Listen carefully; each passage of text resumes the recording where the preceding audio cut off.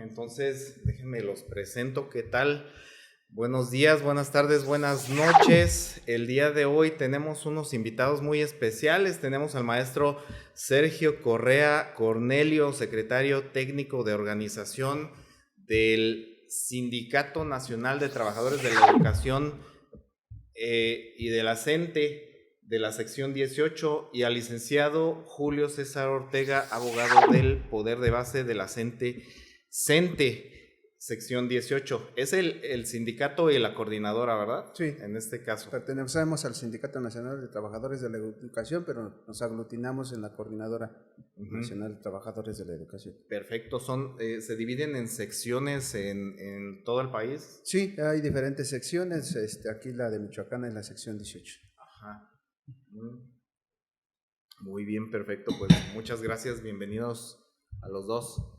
Gracias. Muchas gracias por la invitación. No sé si se escucha bien ahí o... Sí, sí. Muchas gracias. Ajá, un poquito más adelante a lo mejor. Ajá. Muchas gracias por la invitación. Sí.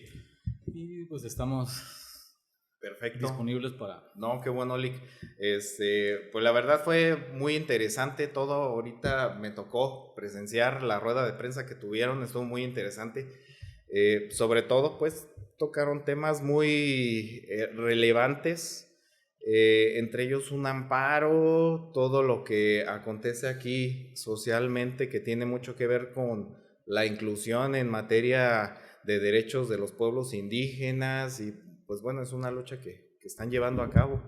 Sí, efectivamente, nosotros como maestros también, déjame decirte que soy un miembro activo, maestro de educación indígena. Ajá.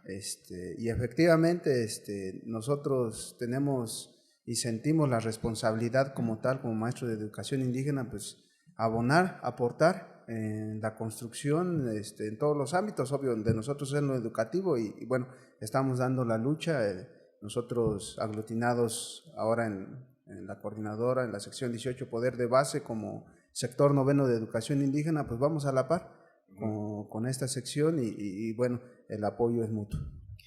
A veces piensan que uno como maestro únicamente se la pasa con su plumón en el pintarrón, da su clase y se acabó, pero...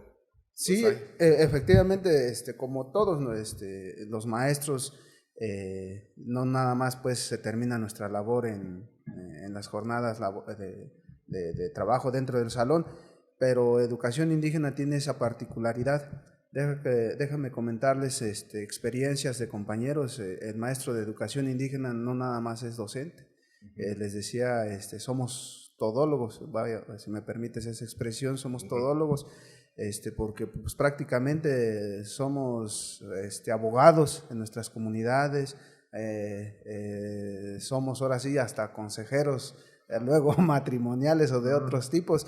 Una experiencia que me comentaba una maestra con más ya de 40 años de servicio, que ella al llegar a una comunidad indígena, pues le tocan a medianoche a su puerta donde se alojaba, y era un padre de familia que pedía auxilio a la maestra puesto que su esposa ya iba a dar a luz.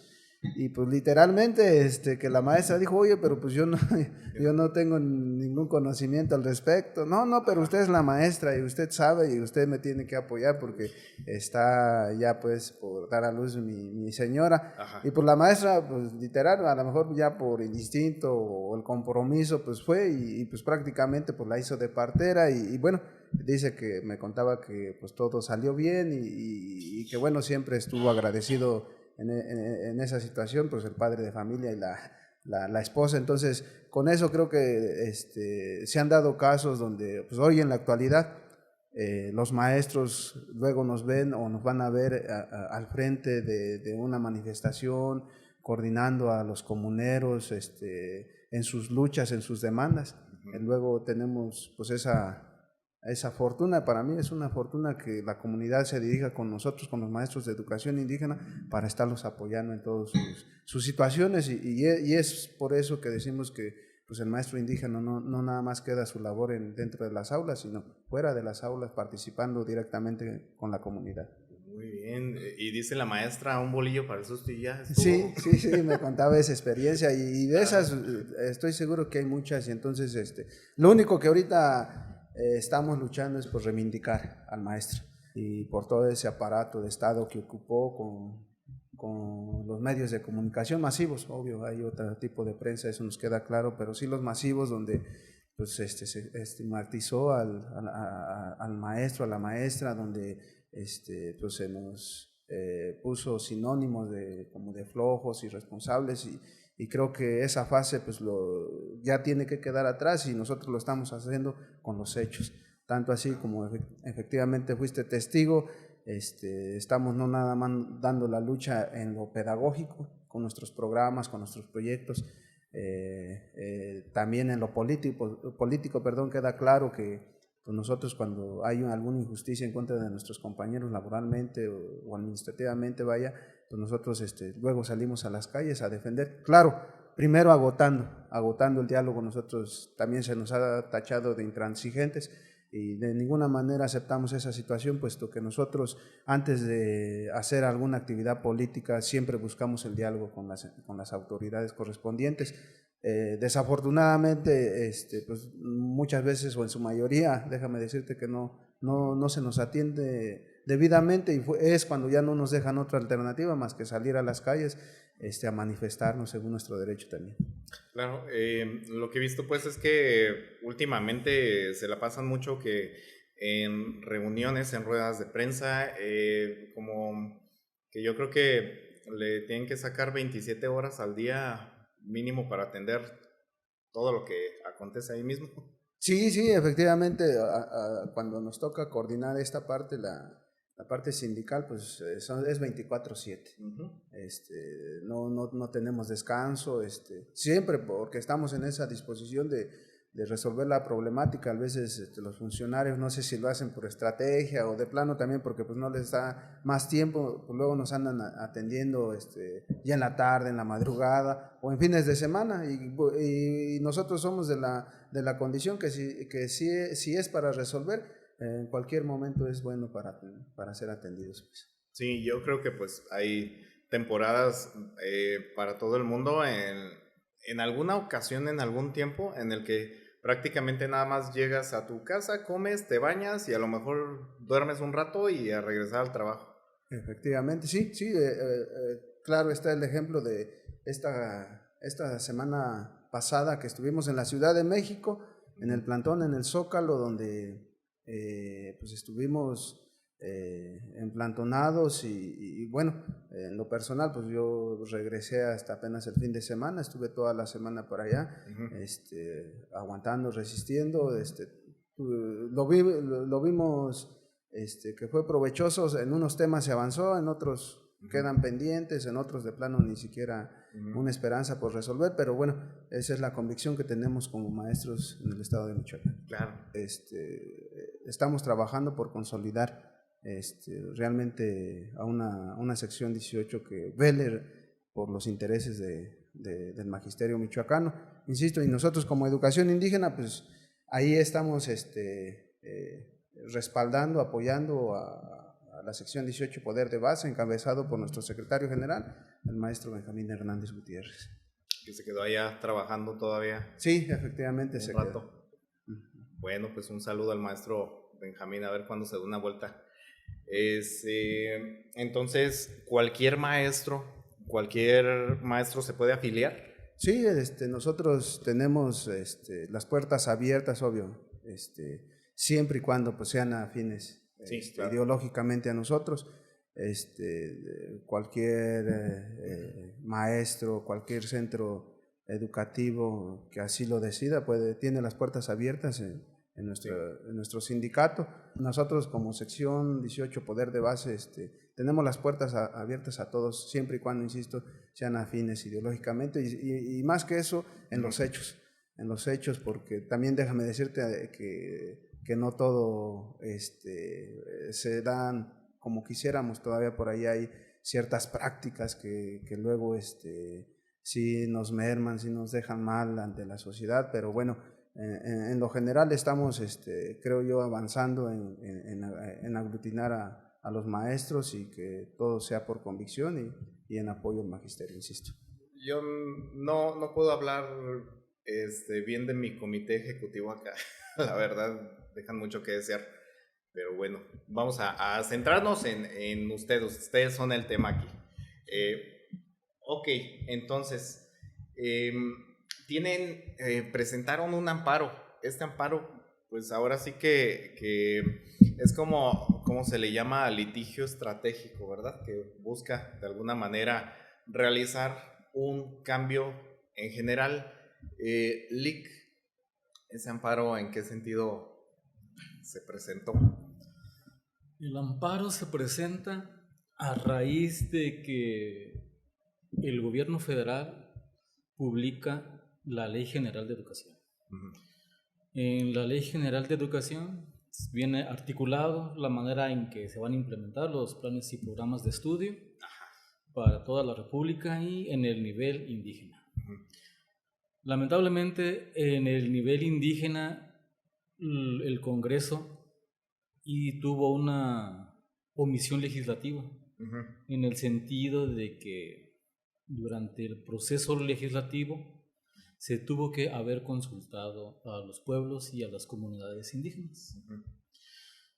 Esa disposición viene contemplada en el artículo 2 de la Constitución, que tiene su fundamento en el plano internacional, en el convenio 169 de la Organización Internacional del Trabajo. Entonces, pues el gobierno federal publica esa Ley General de Educación y la hace de conocimiento para todas las legislaciones, para que como ley marco las legislaciones hagan lo propio. Uh-huh. En el estado de Michoacán, el Congreso del Estado se basó de manera dogmática, uh-huh, en la Ley General de Educación para el articulado de la ley local. Entonces, los diputados locales también cometieron el mismo error que a nivel federal. Tuvieron la omisión legislativa de no consultar a los pueblos y a las comunidades indígenas de Michoacán. Entonces, eso es lo que causa que los maestros del nivel indígena, uh-huh, se inconformen. Y por ende, pues, lo propio es hacer un amparo en contra de esa ley de educación estatal. Uh-huh. Pero a lo mejor van a pensar, pero ¿por qué? Pues si para la creación de una ley se siguen ciertos pasos y uh-huh, los que están más empapados en el tema a lo mejor van a suponer que efectivamente un cuerpo legislativo no puede omitir esas fallas tan grandes. Uh-huh.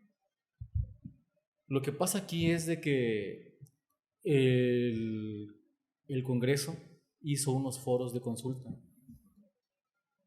No recuerdo bien las fechas, pero fue el más importante de la región del lago, fue en San Jerónimo. Ahí, en ese foro de consulta, se dio a conocer que el gobierno del estado iba a implementar una nueva ley de educación.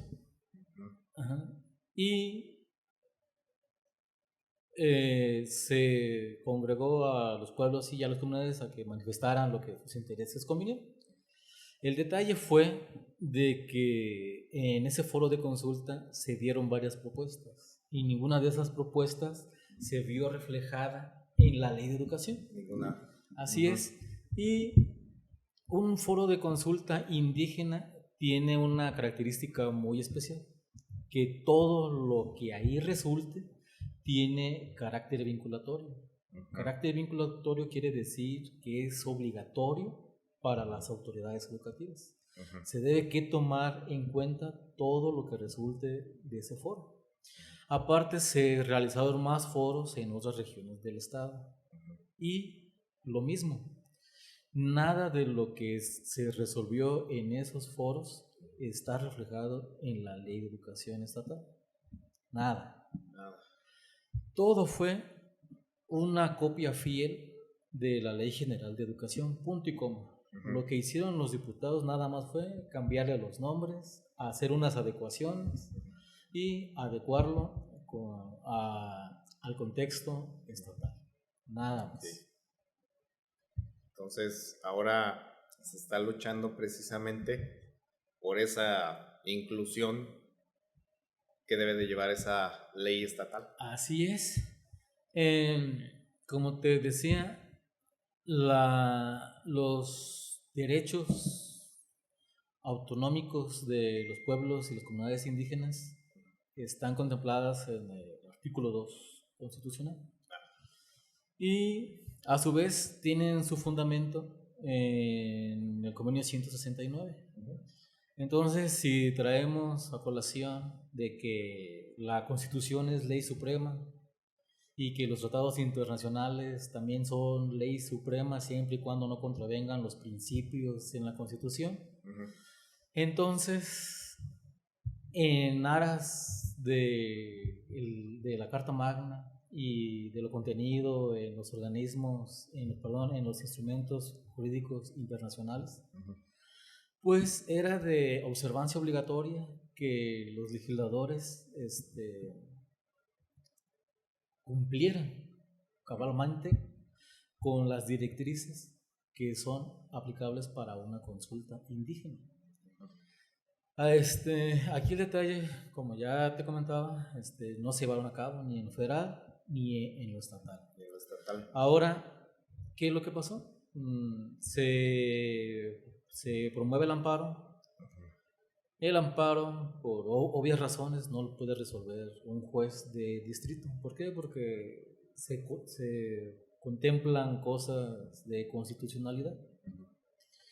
Entonces, pues, el juez resuelve pues, que se nos niega el amparo y la protección de la justicia. Obvio, sin decir pues que como está fuera de su esfera de competencia. Claro. Entonces, esto puede ir al colegiado. Así es. Interponemos un recurso de revisión donde el tribunal colegiado, al momento de que resuelve la semana pasada, determina por unanimidad que pues también está fuera de su competencia. ¿Por qué? Porque se tocan temas de constitucionalidad. Y por lo tanto solicita a la Suprema Corte ejerza la facultad de atracción. Aquí cabe aclarar que cuando se publica la Ley General de Educación, la Comisión Nacional en Derechos Humanos hace efectiva una controversia constitucional que se resolvió, si mal no recuerdo, en el 2020, donde declara inválida el acápite correspondiente a la ley, a la educación indígena. Y esa resolución ya fue notificada al Congreso Federal ahora en este año. Les están dando un plazo de 18 meses para que hagan las consultas a nivel nacional. Pero durante esos 18 meses, va a empezar a surtir efectos la sentencia de la Suprema Corte. ¿Qué quiere decir? Que durante esos 18 meses va a seguir vigente para que no se genere un vacío legal, va a estar vigente la Ley General de Educación, todavía, menos el capítulo relativo a la educación indígena. Se declara inválido. La misma suerte corre con la ley estatal en la materia. La Suprema Corte ya resolvió que se declaran inválidos los artículos correspondientes a la educación indígena. Y también otorga un plazo de 12 meses para que el legislativo haga y realice conforme a los parámetros que se requieren las consultas indígenas en el Estado. Y también para que no se genere un vacío legal, no va a entrar en efectos la sentencia hasta dentro de los 12 meses. Hasta ahí está el estatus del amparo. Excelente. Entonces, pues ya está en la corte, Todavía no tienen fecha de sesión, ¿verdad? Todavía no, estamos esperando de que la Corte se pronuncie respecto a la solicitud del Tribunal Colegiado, entonces estamos a la espera. Y en cuanto nos digan que ya está, pues darle causa legal en la Ciudad de México. Excelente, ¿no? Pues es un tema de gran importancia y pues ahora sí que es un cambio relevante, es un cambio que si se da a ver, primero lo que tienen que hacer es reformar en el ámbito federal. ¿Para eso son los 18 meses? ¿Para la Ley General de Educación? A nivel federal, les dan 18 meses. Obvio, por la extensión territorial del país. Claro. Se requiere más tiempo organizar esas consultas. Y dada la extensión de Michoacán, pues, la Suprema Corte consideró que con 12 meses era más que suficiente para la elaboración de las consultas. Muy bien, entonces prácticamente si Michoacán lo hace, los demás seguramente también van a adoptar parte de eso para su propia legislación. ¿Los demás estados? Los demás estados. Si todavía no están elaboradas, me imagino que sí, pero si ya están elaboradas, la única ruta es ya sea que las legislaturas de aquellos estados promuevan una nueva iniciativa, contemplando ya estas suplencias, sí, o que si ya están hechas, pues promuevan los interesados también esta ruta legal, que es mediante el amparo. Ok, excelente. Había otra cuestión, fíjate que ahorita lo que se está utilizando mucho en el gobierno es que todo se haga mediante dispersión de la nómina. O sea, todo lo que es nómina se paga mediante tarjeta. Y hay algunas personas, o sea, yo en ese caso lo he visto con las personas mayores que no se acostumbran a lo que es el pago de la dispersión. Y ahorita pues era lo que estaba analizando, que hay una colisión ahí, podría decirse, de lo que vienen siendo las disposiciones. Sí, efectivamente, ese es un tema que ya desde el 2014, con la antigua ley de educación, pues implementó por normatividad, que era una facultad de las autoridades correspondientes pagar vía electrónica o por tarjeta, vamos a decirlo, a sus trabajadores. También como sección en aquellos entonces se interpuso un amparo donde nuevamente la Suprema Corte de Justicia de la Nación resuelve de que sí, en efecto era una facultad de las autoridades o del patrón pagarle a sus trabajadores vía tarjeta, pero que también estaba a disposición o a voluntad propia del mismo trabajador. Entonces, sobre esa situación nosotros hemos sido muy firmes, y en cada reunión que hemos tenido con los funcionarios de secretaría les hemos dicho, adelante, o sea, legalmente ustedes están actuando, pero también si el trabajador no quiere, pues no lo puedes obligar. Y desafortunadamente se está condicionando esta situación a tal grado que se pone en riesgo o se condiciona el mismo salario de los trabajadores al decirles que si no reciben en tal quincena, digamos en esta que viene, en la del 15, que si no reciben en la tarjeta lo aceptan, que para la siguiente ya no van a poder cobrar. Entonces, en eso sí nosotros creemos que son violaciones graves a los compañeros, y nosotros le hemos dicho en un primer momento, en el 2014, tuvimos un acuerdo, porque pues obvio, como gremio tenemos ciertos acuerdos donde se había dicho a los compañeros que resistiéramos, que no cobraran por tarjeta. Recuerdo en aquel entonces que prácticamente 3 meses estuvimos sin salario porque el gobierno por medio de secretaría decía, no, pues es que si no es con tarjeta no te pago, y tal fue la resistencia que los compañeros dijeron, pues no aceptamos, y si no aceptar es no cobrar, pues resistiremos, y se llevó 3 meses de resistencia por parte de los maestros. Actualmente pues nosotros también no podemos ir en contra de los compañeros que quieran hacerlo. Lo que sí le decimos a secretaría es que sea opcional, pues, o sea, que si el compañero o compañera quiere aceptarlo, pues adelante, sí, pero que no se le obligue, porque también pasa una situación, ahorita tenemos el dato que es es una institución bancaria que se presta a esta situación de obligar a los compañeros, según que porque da las mejores condiciones, pero pues lo que sabemos es que esta sucursal pues, no tiene presencia en todo el estado, y entonces creemos que pues solamente van a perjudicar a los compañeros, porque si de por sí en el banco que está aglutinado toda la nómina, pues hacemos grandes filas, hay detalles ahí luego con los horarios, con la pandemia. Ahora que pongan a un banco que ni siquiera está en tu municipio o cerca de tu municipio donde vives, pues sí viene a afectarnos. Entonces eso también es una lucha que nosotros, o una demanda que nosotros tenemos, de que aquel compañero que quiera cobrar por tarjeta, pues que sea decisión propia, pero que jamás se le esté condicionando con el salario. Sabemos que en los cajeros los piquitos pues no los puedes retirar hasta que no pases directamente a ventanilla, y dicen los compañeros, dicen no, hasta eso, y la verdad es 30, 50 pesos hoy en día, pues allá en nuestras comunidades o en la zona rural, pues es de mucha ayuda, y dicen los compañeros, ya ni eso, y podemos percibir el 100% pues de nuestro salario. Volviendo al tema de su organización, ¿tienen alguna reunión anual donde se junten todas las secciones, algún tipo de asamblea o algo por el estilo?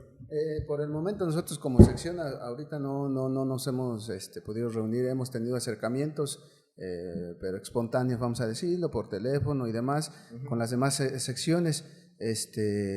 Un elemento que nos vino a perjudicar en este tipo de relación pues fue la misma pandemia. Nosotros, aunque nunca dejamos de trabajar, aunque siempre estuvimos en las gestiones, en las movilizaciones, pues sí, para hacer unas reuniones de ese tipo, pues sí tuvimos complicaciones. Yo más bien te vuelvo a mencionar, lo que estamos haciendo es de tratar de fortalecernos primero como entidad, como sección 18, poder de base, y ya de ahí, pues una vez que estemos bien consolidados, ya empezar los trabajos.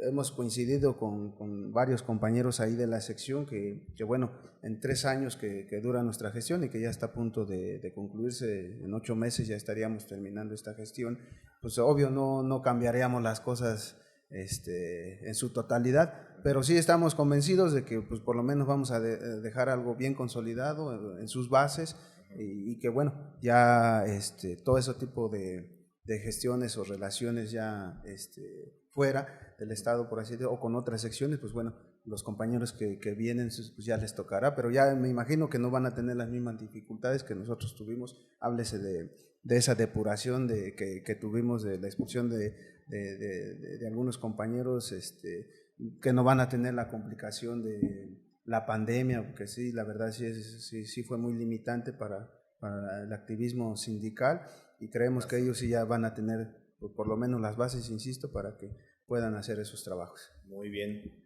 En materia de educación, tú ya tienes la experiencia de trabajar en escuela rural.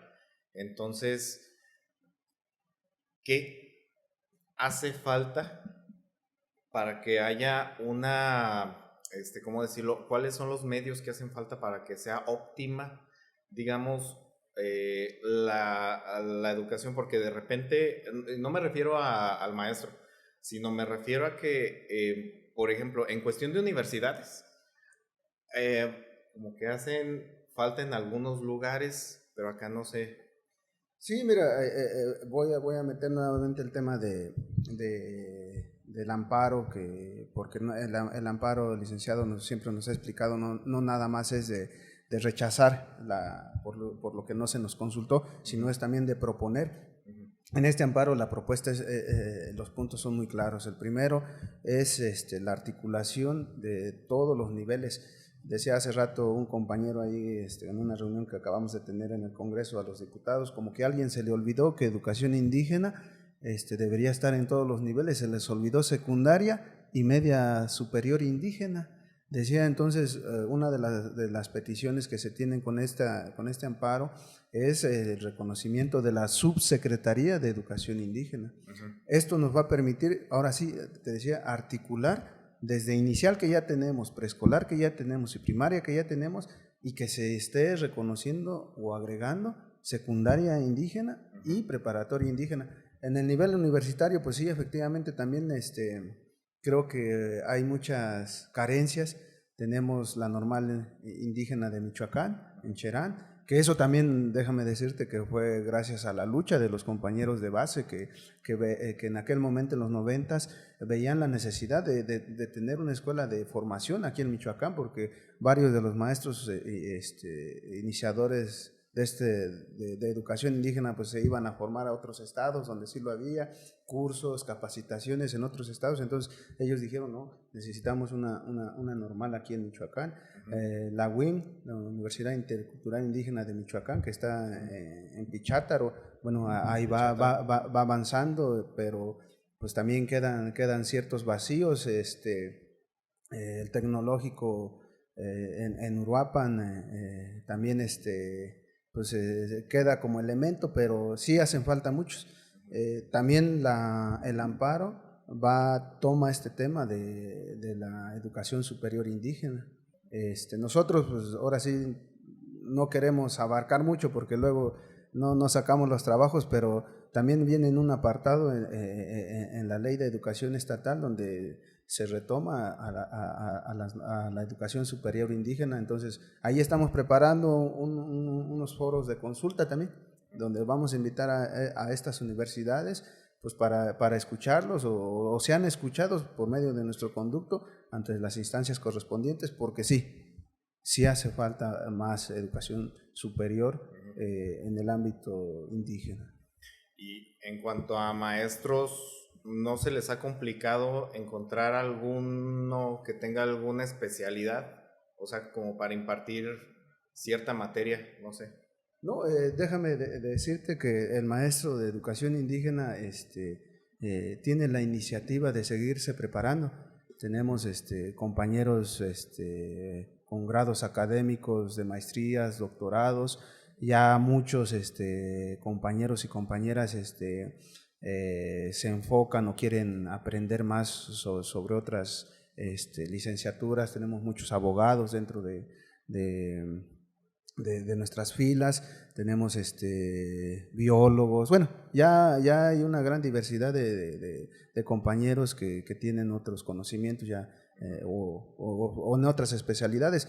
Lo que sí falta es esa parte de que pues ellos dicen, sí, yo ya tengo el conocimiento, pero necesito el espacio donde desarrollarlo. Entonces ahí entraría pues lo que es la secundaria, la media superior, que ya se pide cierta licenciatura o licenciaturas en específico, y pues bueno, en el medio superior creo que ya tenemos las condiciones también para estar trabajando en esos espacios. O sea, me preguntabas cuál es la limitante. Creo que nosotros como educación indígenas no vemos ninguna limitante de infraestructura, no se diga, aunque en el discurso de los gobiernos se dice que ya no hay escuelas de palitos o qué. Yo siempre les he dicho a los funcionarios, pues vayan a nuestras comunidades, allá todavía hay escuelas de palitos, allá todavía están los recursos básicos como es el agua potable, el sanitario, o sea, hay mucha carencia, pero eso no es limitante.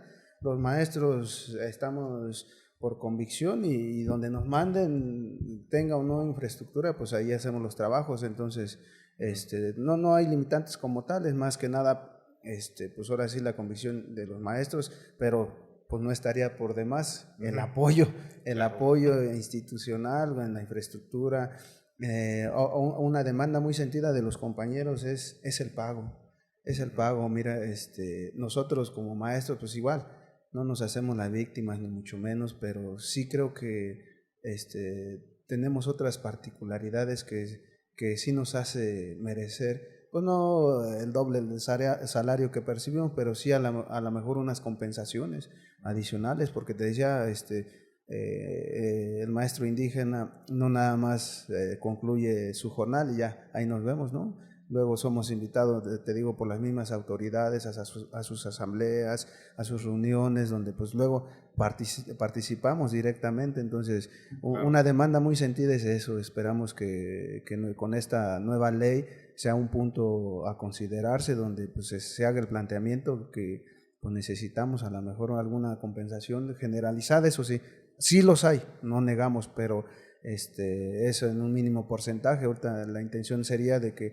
ese tipo de remuneraciones pues fuera generalizado para todo el maestro, todo el magisterio indígena. Claro, y me imagino que ahora en la pandemia estuvo complicadísimo pues atender a todos los alumnos. Sí, escuchamos a los compañeros en mi centro, porque por ahí se mencionaron varias alternativas, ¿no? A distancia, o luego híbrido y no sé qué tantas conceptualizaciones, pero la realidad es otra. Nosotros entendimos, el maestro de educación indígena entendió desde un inicio que con esta pandemia, pues todas esas supuestas alternativas pues no iban a ser funcionales, puesto que para empezar nuestros alumnos, muchas comunidades más bien no tienen ni internet, no tienen internet. ¿Cómo íbamos a accesar a ellos de manera digital? Fue imposible. Otros, la verdad, de comprarle un celular de 1,500 o 2,000 pesos, ¿no? Que cumpliera con ciertas características, nuestros padres de familia ya pues apenas tienen para estar subsistiendo. Entonces, exacto, pues el maestro de educación indígena dijo, no, es ir, obvio, con todas esas sí, las medidas sí, sanitarias, dividiendo los grupos, pero en sí déjame decirte que el maestro indígena con la pandemia, estuvo siempre presente. Ajá, en las escuelas. Y por salud mental, la verdad, porque uno, bueno, personalmente terminé harto de las plataformas digitales y tengo, bueno, en algunos casos he visto algunos alumnos que como que desarrollaron algo de ansiedad o depresión o cualquier cosa por estar tanto tiempo ahí. Sí, no, pues voy a hablar de experiencia personal. Tengo un alumno que inició su secundaria. Por cuestiones ya de la comisión, pues me tuve que venir aquí a Morelia y pues me traje pues a la familia para estar cerca de ellos también. Y no, de veras, un estrés a mi niño lo vi porque pues eran clases a distancia, a veces no quedaban claros ciertos temas y pues el pobre niño pues estresado, sí, efectivamente, entonces, y ya de ahí pues el estrés también nos pasaba a nosotros como padres de familia, aunque claro, pues uno es profesionista pues o es docente, pero sí, yo en lo personal percaté que sí, en cierto momento ya era hasta dañino pues a la salud de los alumnos. Entonces sí, se fue muy difícil. Ahorita pues ya todos tenemos el dato de todas las escuelas, al menos de educación indígena, están trabajando ya al 100%, están en las aulas los compañeros con sus alumnos y bueno, todavía por ahí nomás hay ciertas situaciones, pero ya son mínimas, donde pues todavía están yendo a las clases la mitad, o dividen los grupos, o X y cosa, pero ya es mínimo. Déjame decirte que ya todos los maestros están en las aulas haciendo sus labores. No, pues excelente, Sergio. Qué bueno y buena noticia para todos los chavos, ya para que interactúen de nuevo con los demás. Ahora, licenciado Julio, ¿te toca entonces litigar todos los asuntos de ahí mismo del comité? ¿Tú te encargas de todos los litigios? No, en especial nada más, actualmente estoy enfocado nada más al amparo. Y por hacer algunas precisiones, lo que está articulado en las leyes, reglamentos, Carta Magna, difiere mucho de la realidad, porque todas las carencias que se están manifestando o que está manifestando aquí el maestro Sergio y los demás compañeros, da la casualidad que todas esas carencias no tiene por qué haber. ¿Por qué? Porque en el articulado de la Constitución dice que el Estado garantizará todos los niveles educativos a la población indígena. La Ley General de Educación también dice que en materia indígena el Estado debe garantizar todos los niveles educativos. Todos. Todos, sin excepción. Además, debe garantizar la infraestructura. Por eso se entiende de que los edificios escolares, los servicios de agua potable, luz. Por eso digo que en teoría todo está muy bonito. Ahora no se trata de que para las comunidades indígenas se creen fueros especiales, no. Esto ya está previsto en la ley, en la Constitución, artículo 2, 3,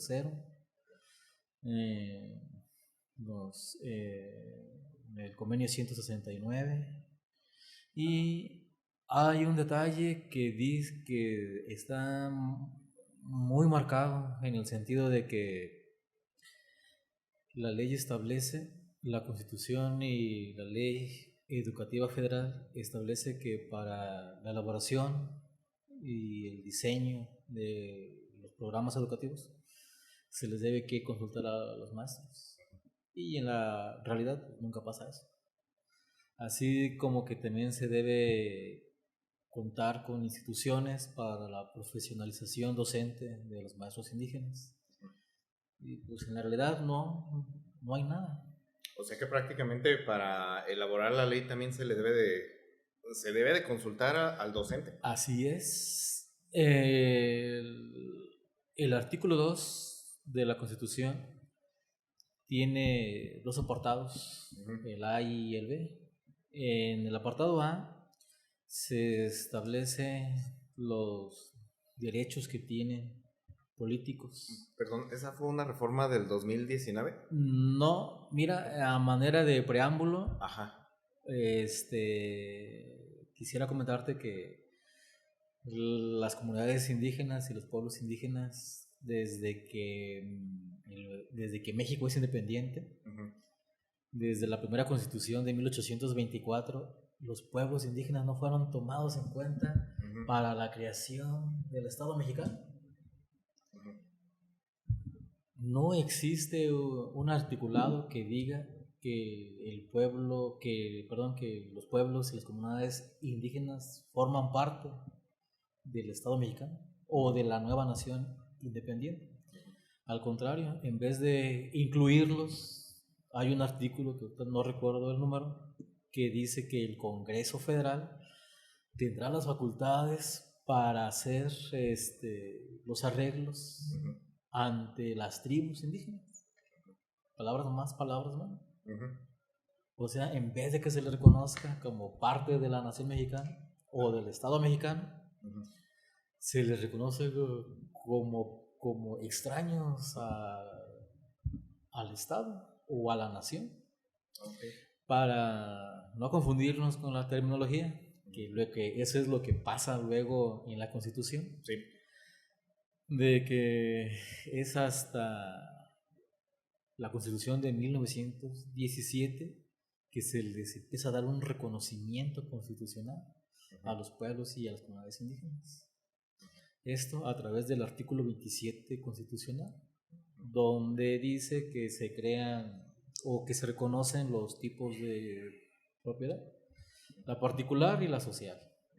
Dentro de la social está la propiedad ejidal y la comunal. Y en cuanto a los pueblos indígenas, tampoco se les da ese reconocimiento textual como pueblos indígenas, ¿no? Sino se les hace ese reconocimiento a través del concepto de que ellos pueden tener o se les denomina comunidad.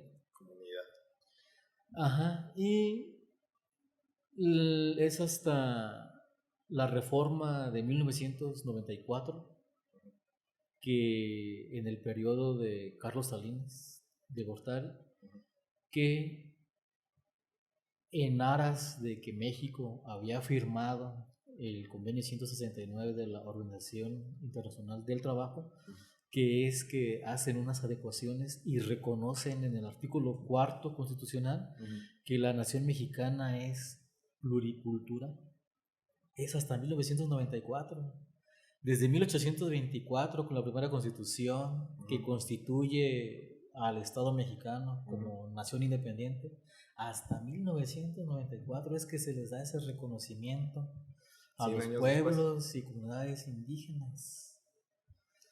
Entonces, pero ese reconocimiento es muy acotado, porque nada más se le reconoce la pluriculturalidad de la nación en cuanto a su composición, pero se sigue manteniendo como que la nación es única. Nada más está la nación mexicana y se le reconoce como pluriculturalidad. Está compuesta por las comunidades indígenas y los pueblos indígenas que constituyen la pluriculturalidad. Ese reconocimiento tan acotado genera que una lucha, porque coincidentemente en la Constitución de 1992, no es 94.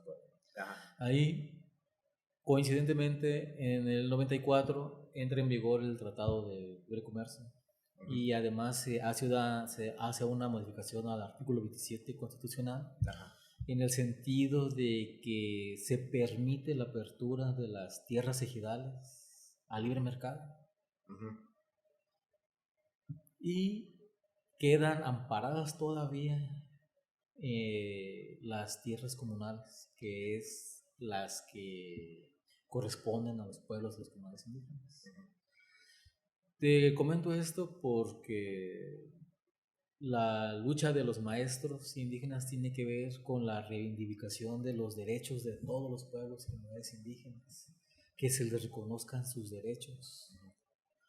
Y comentabas que la reforma fue en el 2019, pero no, hay una antes, que es la del 2001, donde fue la gran reforma en materia indígena, en el sentido de que se deroga el artículo 4 y se modifica el artículo 2, donde se establece que la nación mexicana es única e indivisible en su primer párrafo, y que la nación se tiene una composición pluricultural por las comunidades y los pueblos indígenas. Pero ahí sigue estando muy acotado el término de nación. ¿Por qué? Porque México no es una nación monocultural, es una nación pluricultural. Pluricultural. Así es. El Estado mexicano es el que es único e indivisible, no la nación mexicana. Y en ese sentido, en la reforma del 2001 se establecen dos apartados en la Constitución. Uno, en el apartado A, donde se les reconocen los derechos políticos a la libre determinación y por lo tanto a un régimen de autonomía. ¿Para qué? Pues para determinar su forma de gobierno, para ellos elegir de manera autónoma a sus representantes o a sus autoridades conforme a sus tradiciones, que en este caso son los usos y las costumbres de los pueblos. Y uno de los derechos también es de que la autoridad de cualquier nivel de gobierno, federal, estatal o municipal, debe consultarles antes de adoptar cualquier medida que afecte su esfera jurídica. En este caso, la ley de educación afecta la esfera jurídica de los pueblos y las comunidades indígenas. Por lo tanto, tenía que habérseles consultado. Y les comentaba que las carencias que aquí están manifestando están contempladas en la Ley General de Educación, están contempladas en la Constitución y están contempladas en los instrumentos jurídicos internacionales que versan sobre derechos indígenas. Tienen el derecho a que se les capacite, tienen el derecho a una formación académica profesional en el ámbito indígena. y tienen el derecho a que se les reconozca su labor en el contexto indígena. Ya el maestro platicaba algunas de las experiencias de los compañeros y el maestro decía que la labor del maestro del nivel indígena pues no termina con el término de las clases, sino continúa. Entonces, tiene una relación muy estrecha, digamos. ¿sí? Y entonces estas exigencias no son ocurrencias, ya está previsto en la Constitución. El detalle es que no está legislado, falta una legislación secundaria al respecto. En este caso sería pues la ley de educación, pero la ley de educación tiene esa omisión en cuanto a esos aspectos que a nivel federal pues no se pusieron de manifiesto en las controversias constitucionales, pero en el ámbito local, en el amparo, hicimos hincapié en esos 4 aspectos. Muy bien. Es como lo que platicábamos hace rato, que prácticamente la Constitución o cualquier instrumento nos da el derecho, pero tenemos que hacerlo crecer, porque tenemos el cascarón, como quien dice, el concepto, pero hay que irlo haciendo crecer, que cumpla con los principios, sobre todo la cuestión de la progresividad. Sí, y eso se va a hacer a través de los mecanismos que ya están establecidos en la propia ley, porque pues gobiernos van, gobiernos vienen y todos dicen que tienen la voluntad para el beneficio, para desarrollar políticas en beneficio de la sociedad. Pero vemos que hay veces pues de que esa buena voluntad pues como que no camina. Entonces se deben generar los mecanismos, en este caso, pues para recordarles que ahí están pendientes esas cuestiones legislativas. En ese sentido, yo hace rato también lo manifestaba ya escuchando toda la historia que aquí el licenciado nos da con respecto a la legislación indígena. Yo hace rato mencionaba a las prácticas o no se realizan realmente las adecuadas. Esto es de práctica. Si el Congreso, la legislatura pasada hubiera realizado una buena práctica al respecto, ahorita no tendríamos ni por qué estar promoviendo ningún juicio de amparo, ni mucho menos saliendo a las calles. El tema es, como por ahí alguien decía, a lo que desconozco le tengo miedo, y parece que ese tema pues encaja bien aquí. O sea, sí, los gobiernos van y vienen, pero desconocen realmente qué es todo la cuestión indígena, y tienen miedo que siento yo como que los limita, los paraliza. El miedo, por ahí dicen, pues te paraliza, y siento, haciendo esa analogía, siento que los gobiernos están en eso. O sea, yo la invitación que haría es que los gobiernos se empapen, se informen, nosotros en ningún momento como magisterio, como comunidades indígenas, rechazamos a los gobiernos, no, simplemente que sí queremos que cuando vayan a acercarse, que realmente vayan a ser pues en beneficio de las comunidades, y no estar simulando, no en el discurso, en la retórica, que se quede, no, sino realmente que vayan y nos acompañen en nuestros procesos, y vean realmente, para que ese desconocimiento pues se supere, y no nos tengan miedo, porque luego hay a veces que sentimos como que nos tienen miedo, o nos ponen, no sé, bajo qué esquema, y creo que no es lo adecuado. Insisto, hace rato decíamos, ya, si van a realizar los trabajos, asistan, los invitamos, que ustedes estén ahí para que realmente vean, porque puede ser que luego nomás el maestro Sergio es el único que le interesa, o el único que tiene a lo mejor ahí un interés personal o de grupo. No, les hacemos la invitación para que realmente, insisto, conozcan qué es las comunidades indígenas, y estoy seguro que esas malas prácticas se van a superar, y que realmente vamos a tener ahora sí un país donde pues todos estemos incluidos, y todos de manera equitativa podemos abonarle a este proyecto, ¿no? A esta gran nación que es México. Perfecto, hay mucho trabajo que hacer. sobre todo antes de legislar, investigar un poquito sobre la historia, su gente, el territorio, o sea, cuestiones necesidades, sobre todo es como hacer un estudio de mercados. ¿Qué necesitas? ¿Qué te hace falta? ¿Qué te hace sufrir? Como para de alguna manera tratar de cumplir. Y aquí, más que un estudio de mercado, México debe cumplir con los instrumentos que ya reconoció, porque la cuestión indígena tiene como parte medular la libre determinación y su autonomía. Es por lo que los pueblos indígenas han estado luchando, porque se les reconozca esa libre determinación, el derecho a la libre determinación y a su autonomía. Y al respecto, pues a lo mejor cuando se hizo la reforma constitucional en 1992, no pues había mucha literatura al respecto en cuanto a organismos internacionales. Pero ahora para el 2001 ya había más instrumentos jurídicos. Tan es así de que ellos se basaron, casi todo el articulado del artículo 2 tiene su fundamento en el convenio 169. Ok. Bueno, pues está súper interesante todo esto.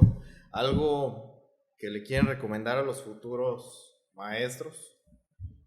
En el ámbito de educación indígena es seguir bajo nuestros principios, nunca perder nuestra identidad. Obvio, van a ser profesionistas, van a ser formadores, pero creo que nunca olvidarnos de lo que realmente somos, miembros de comunidades indígenas, y eso es esencial.